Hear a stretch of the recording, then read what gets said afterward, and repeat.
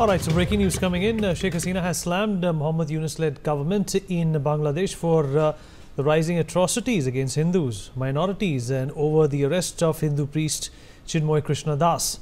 Hasina said if the unconstitutionally usurped Yunus government fails to punish these terrorists, it will also face punishment for human rights violations. In a detailed statement, Hasina said, and I quote, "A top leader of Sanatan religious community has been unjustly arrested. He must be released immediately." She also added that a temple has been burnt in Chittagong, and previously mosques, shrines, churches, monasteries and homes of the Ahmadiyya community were attacked as well, vandalized and looted and set on fire. Religious freedom and security of life and property of people of all communities should be ensured. Rainik Datta, my colleague, is joining us on the broadcast to talk more about this. Rainik, Sheikh Hasina ने भी एक तरह से अब बयान दिया है और कहा है कि जिस तरीके से बांग्लादेश में हिंदुओं को टारगेट बनाया जा रहा है वो गलत है और मोहम्मद यूनुस खुद एक तरह से ह्यूमन राइट्स वायलेशंस के मामले में फेल हो सकते हैं या फिर अंतर्राष्ट्रीय कम्युनिटी का शिकार हो सकते हैं।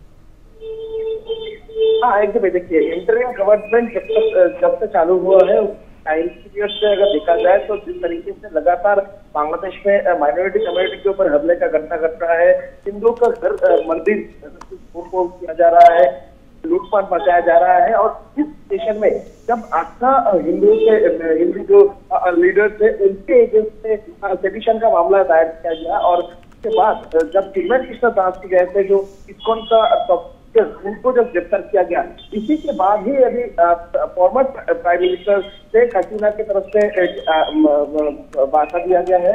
उनके तरफ से जो अटेम्प्ट किया गया है उससे 2-3 चीज का जिक्र शेख हसीना की तरफ से किया गया है। पहला तो ये पूरा घटना के बाद ही चिन्मय कृष्ण दास का तरह के बाद ही चिटागोंग में जब कोर्ट के सामने वो पक्षों के बीच में जो मिलफेयर हुआ था, उस मिलफेयर में एक लॉयर को मौत हुआ था जो प्रोसिक्यूटर है चिटागोंग कोर्ट का, उसका मौत हुआ था। उस घटना को लेकर शेख हसीना की तरफ से कहा गया है कि ये पूरा घटना के बाद जो इस घटना में गुनहगार है, जो लोग इसमें शामिल थे, उनके खिलाफ में ये सरकार की तरफ से कोई एक्शन नहीं लिया गया है। सरकार विफल रहे हैं ये पूरा घटना का जांच करने में।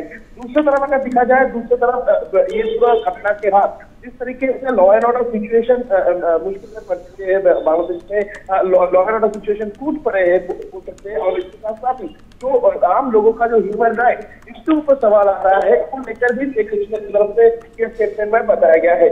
साथ ही शेख हसीना की तरफ से ये भी कहा गया है कि जिस तरीके से चिन्मय कृष्ण दास को गिरफ्तार किया गया था, तो चिन्मय कृष्ण दास को अनजस्टली अरेस्ट किया गया है और उनको इमीडिएटली रिलीज करना चाहिए, ऐसा भी शेख हसीना की तरफ से कहा गया है। और इसके साथ साथ ही शेख हसीना ने मेंशन किया है कि इसके पहले भी देखा गया था कि जो माइनॉरिटी कम्युनिटीज है उनके ऊपर किस तरीके से हमले का घटना घटा था, उसका भी ये स्टेटमेंट में शेख हसीना की तरफ से किया गया है। और शेख हसीना की तरफ से साथ साथ ही आवामी लीग का जो लीडर्स है, वर्कर्स थे, उनके ऊपर जो हमले का घटना उसका जिक्र भी किया गया है। चलिए, रैनिक, इस जानकारी के लिए आपका शुक्रिया। Well, YSRCP President Jagan Mohan Reddy has responded to Adani indictment charge.